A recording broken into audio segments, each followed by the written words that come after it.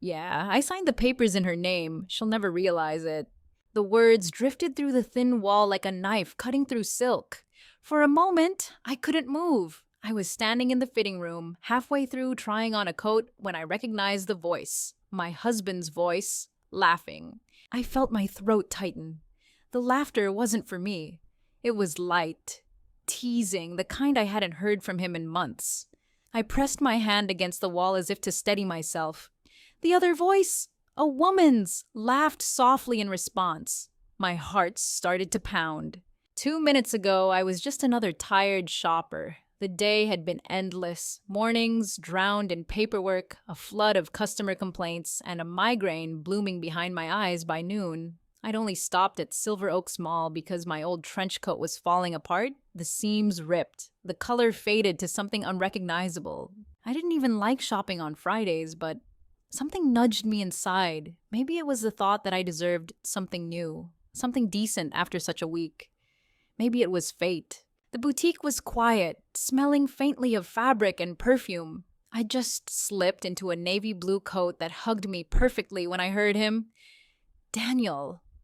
My husband.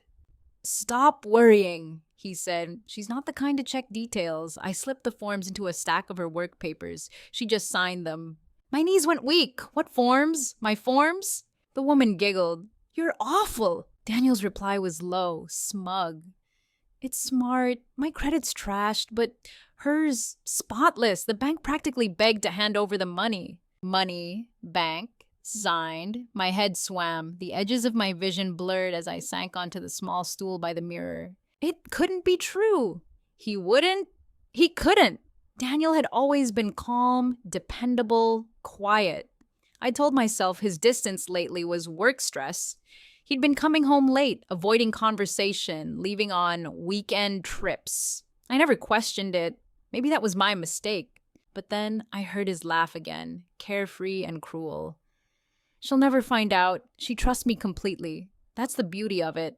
My breath caught. Every word felt like a blow. My hands trembled as I reached for my purse. I pulled out my phone and stared at it for a moment before unlocking it. The record button pulsed red. I pressed it. The woman's voice murmured something about the amount. Daniel answered easily. 45 grand, all set. Payments are small. She won't even notice. I'll just tell her it's for utilities or insurance. She never checks. The world tilted. $45,000 in my name. My credit, my trust. Somewhere deep inside, the shock hardened into something cold and sharp. I was done being blind. And as his laughter drifted through the wall one more time, I knew. I wasn't leaving this store without proof. The phone lay on my lap, its red light blinking softly as seconds ticked away. Every beat of the recording was another wound, another betrayal. Daniel's words bled through the thin partition like poison. Relax, babe, he said, voice dripping with confidence. In 2 weeks we'll be in Mexico. I already booked the resort. 5 stars, ocean view. She'll think I'm on a business trip again. The woman giggled, playful and light. You're terrible. What if she finds out? She won't, he replied, amused. She doesn't even look at her own bank statements. I made sure all the notifications come to my phone. She hasn't stepped inside a branch in years. She likes thinking she's got a responsible husband handling it all. I pressed my hand to my chest, trying to quiet the panic clawing up my throat. Each sentence stripped away another illusion. All those evenings when he'd said, "Don't worry about it, I'll handle the bills." Every "trust me" had been a lie. He wasn't taking care of me. He was using me. Their voices blurred for a moment, replaced by the sound of fabric rustling. Then Daniel spoke again, his tone lowering into a whisper meant only for her. After the trip, I'll figure out the condo. I can probably swing it so I get the bigger share when we split. She'll think it's just legal stuff. She signs whatever I give her anyway. My hand tightened around the phone. He was planning to leave me and take everything. The woman's tone shifted, curious but cautious. You're serious this time. You'll really do it? Daniel chuckled, a sound that once made me smile, but now made my skin crawl. Of course. I just need the right lawyer. Once the papers are ready, she won't stand a chance. I stared at the floor, my reflection in the mirror fractured and unfamiliar. I didn't even feel tears, just a cold, hollow ache where love used to be. The curtain next to me moved. Their voices were closer now. Let's go look at that red dress, the woman said. Daniel laughed softly. Anything you want. Their footsteps began to move. I stopped the recording and saved the file, my hands shaking as I slipped the phone into my pocket. 2 minutes and 32 seconds. Enough. I stood up, fixed my hair, and straightened my blouse. My body felt mechanical, like I was watching someone else move. Then I pulled open the curtain. Daniel was standing a few feet away, smiling at her, the kind of smile I hadn't seen in years. The woman beside him was young, striking, and confident, wearing a dress too short for modesty and lipstick too bright for day. When he turned and saw me, his smile fell away instantly, his face drained of color. I met his eyes and raised my phone, the screen glowing faintly in my palm. I recorded everything, I said quietly. His mouth opened, but no sound came. For the first time in years, I wasn't the one frozen.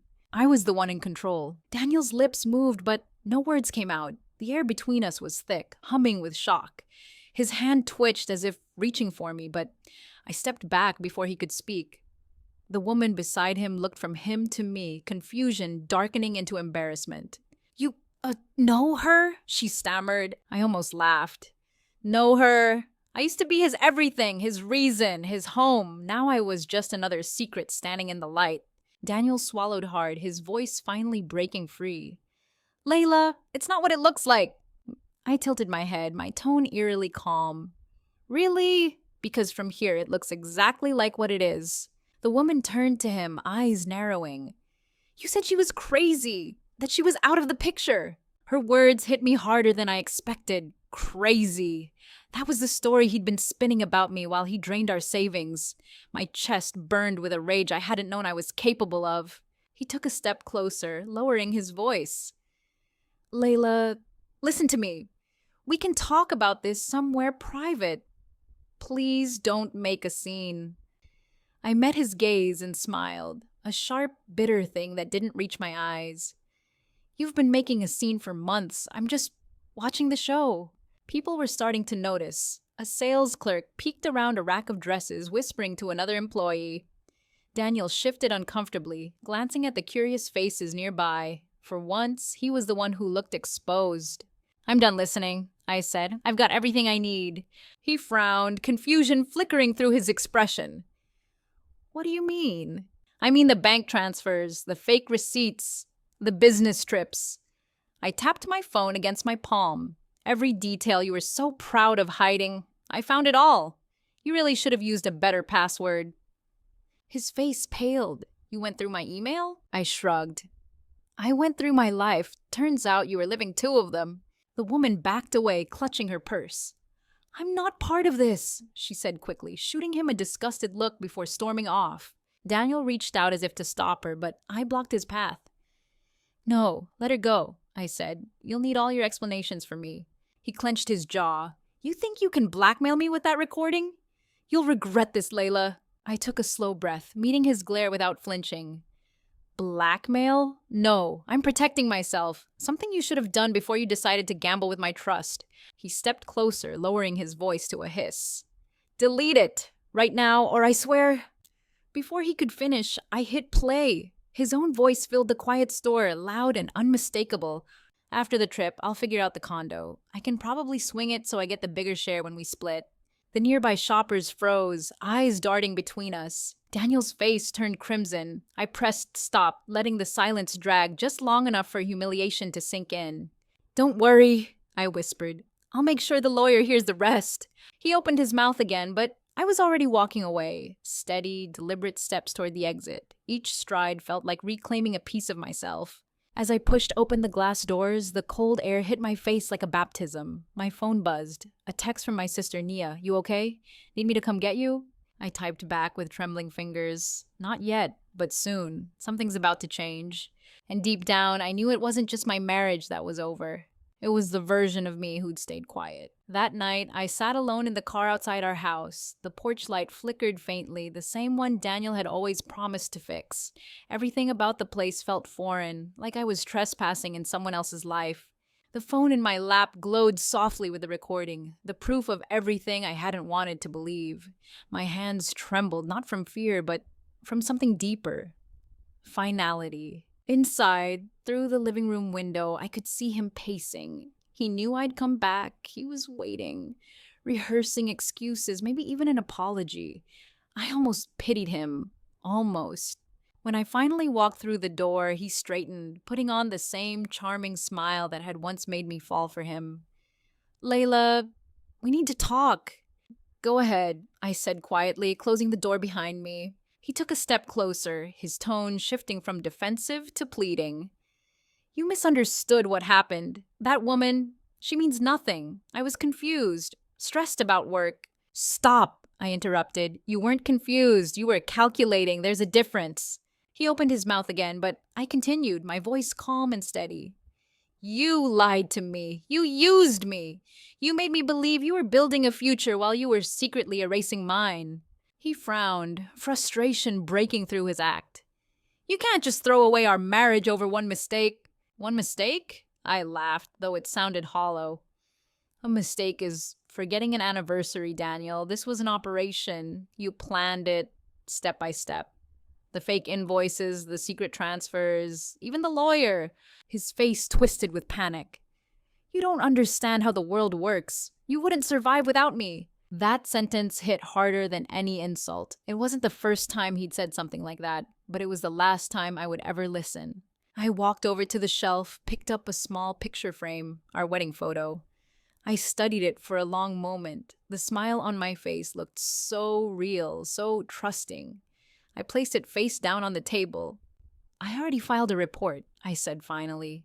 Fraud, identity theft, the recordings with my lawyer, and copies are backed up. So if you try to handle this like you usually do, every word you said in that fitting room goes public. He froze, the confidence drained from his eyes. You wouldn't! I stepped closer until we were inches apart. You spent years underestimating me. That was your first mistake. Assuming I'd stay silent? That's your last. He stared at me, jaw tight, but I could see the fear there. Real, raw, and small. I want you out by tomorrow, I said, turning toward the hallway. Take whatever you bought with my money. Leave the rest. He didn't move, just stood there in the wreckage of his lies. I walked past him, grabbed my bag, and headed for the door.